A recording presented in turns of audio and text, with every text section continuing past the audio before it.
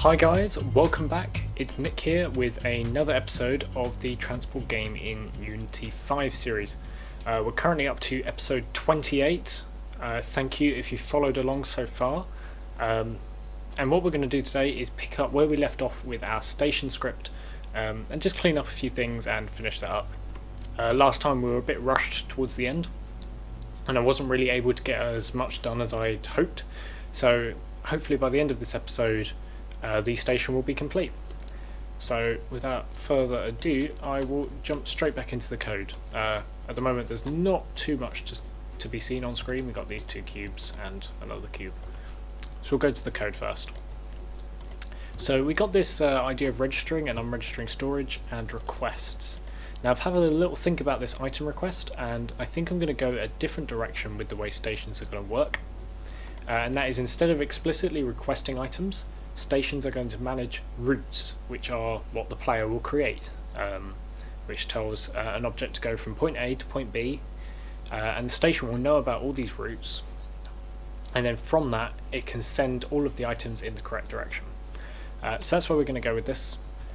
So instead of having this item requests, I'm actually going to change this list to M routes, or I'll call it actually M connected routes, which is another array list, and just delete this struct.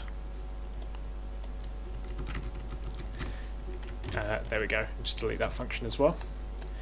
And that's just, I'm just going to initialize that in the awake function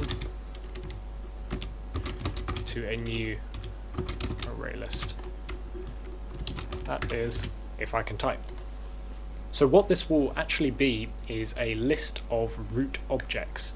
And these aren't actually going to be objects in the sense of game objects, cubes and things in the world, but these are going to be code objects, and that is just a piece of data that sits inside the computer's memory.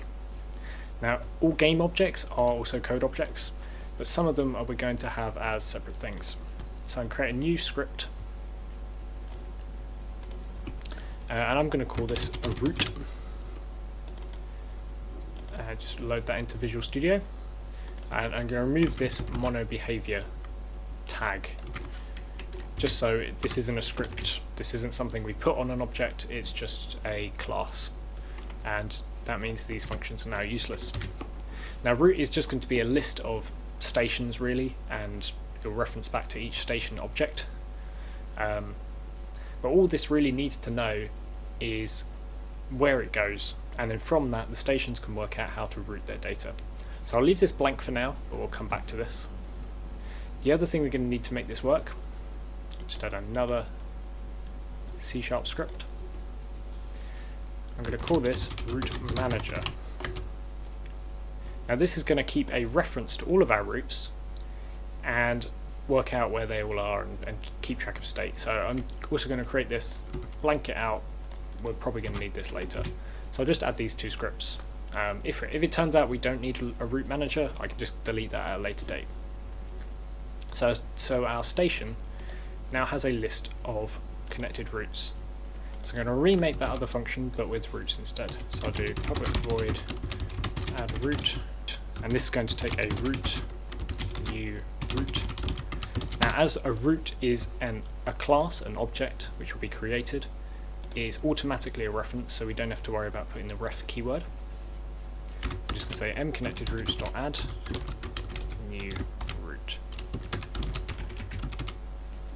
Okay, so now we have all that set up, we can now start scanning our storage items for whether or not they can be sent to the station. So what I'll do is I'll say make a new function. I'm going to call it, make it private because I don't want people calling this. Again, void, and I'm going to call it update storage requirements, or upgrade storage list actually.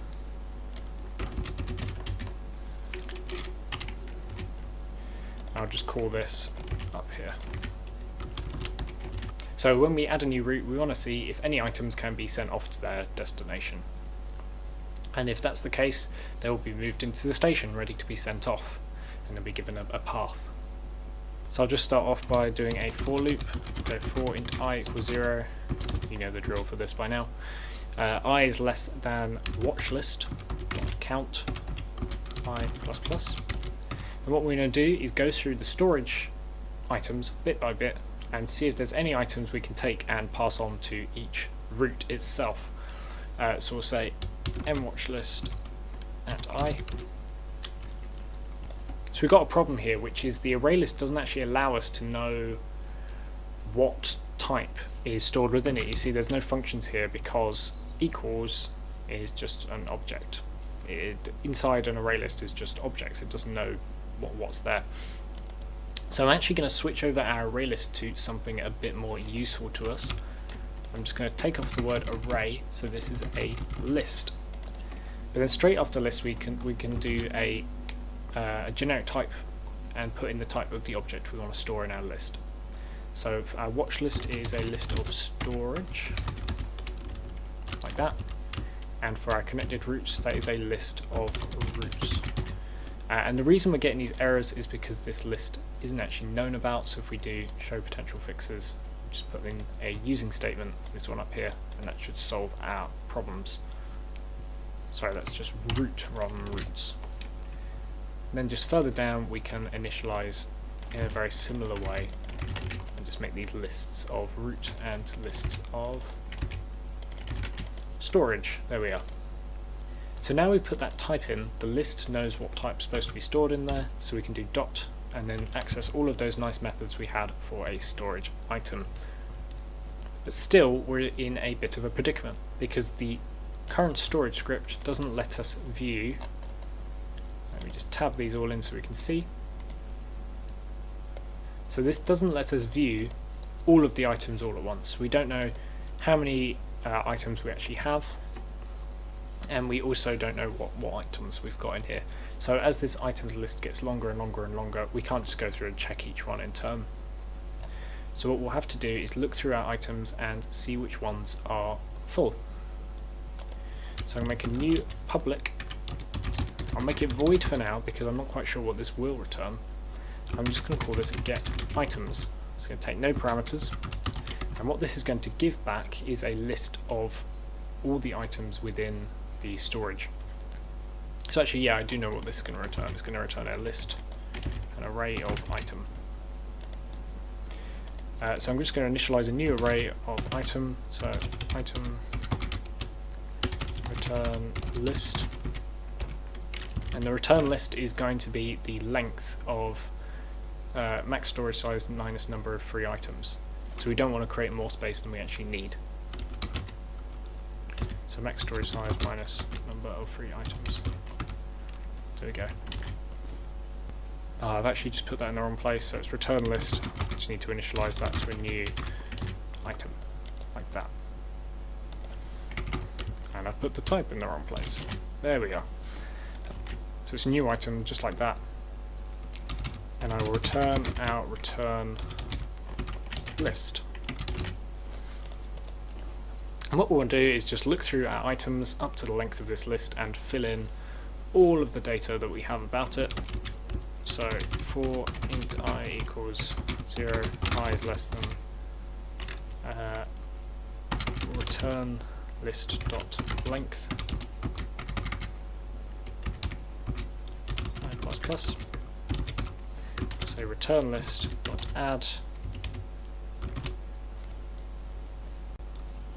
So return list at I, it doesn't have an add function, is equal to items at I.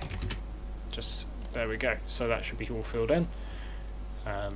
So now in our station we can get that data. So we'll do this dot get items. This gives us that nice array.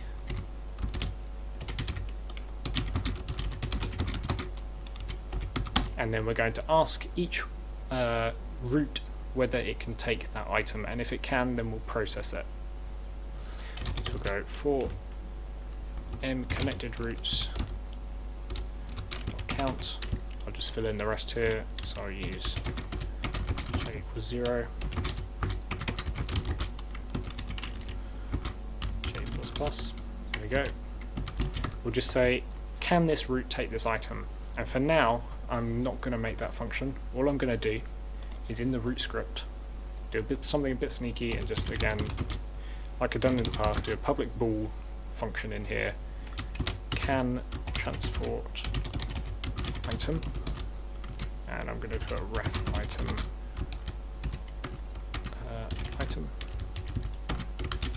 There's a new item just so we know, and just do return false. And I'm also going to have another function called public. I'm going to make that a list. Whoops. Public list keeps correcting me to the wrong thing. A list of station, and that's get stations for item, or I'll put item type. And what this will do is get all stations that want that item. So I'm going to do item type. I'll just put some comments here to explain what these are supposed to do.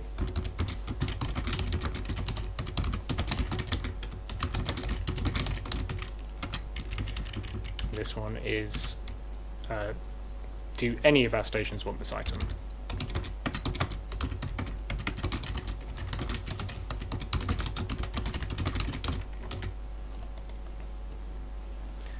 Now I'm just going to do return new list of station here, just to make sure it is happy, and import, or I should say using the generic list.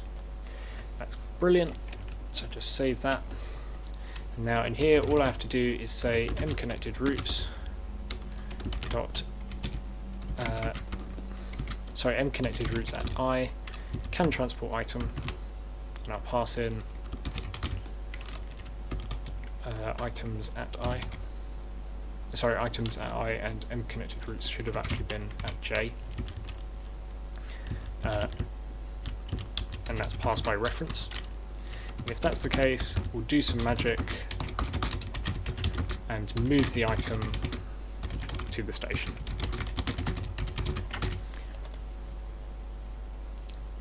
And I think that's going to have to be it for this episode. I know we haven't actually achieved that much this time, but there is some sort of back-end work that still needs to be done before I can move on. I'm going to try and get the next episode out as quickly as possible, because I know a few of you guys are trying to follow along as I make these. So in next episode I'm going to do a bit of cleanup on this and actually try and get something working so you can see this solution in game. So until then, thank you very much for watching, and I'll see you next time.